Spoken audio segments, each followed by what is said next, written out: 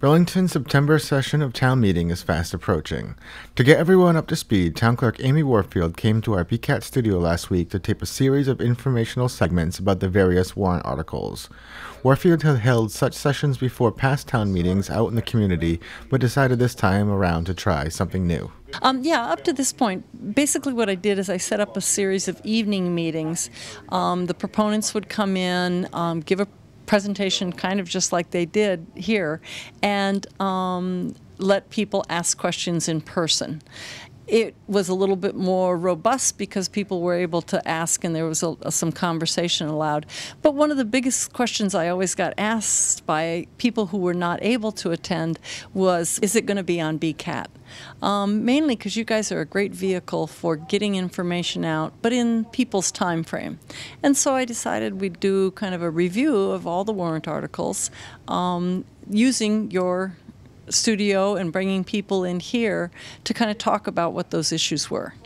So what can people expect to see if they watch the informational sessions? September is kind of a light meeting session because we have some standard elements that are always on there, like are we going to need new transferring funds for FY, the current year?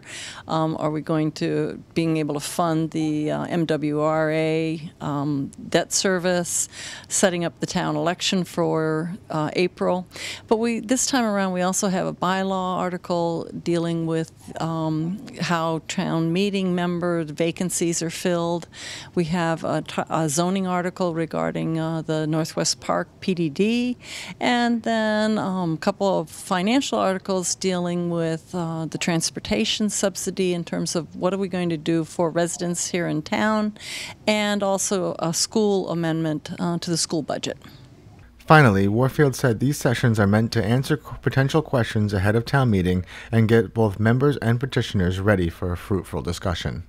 Well, one of my goals always with the information meetings was to give people a chance to think about it before they went to town meeting. In this particular format, they're not here and active and can't ask their questions, but they can certainly follow up with me either through email or through phone calls, and I'd be glad to get those things back to the proponents so that the proponents have a better idea, too, of what are people concerned about, and they can help to build their presentations to answer those questions. From our own BCAT studios, I'm BNEWS Director Rich Hosford.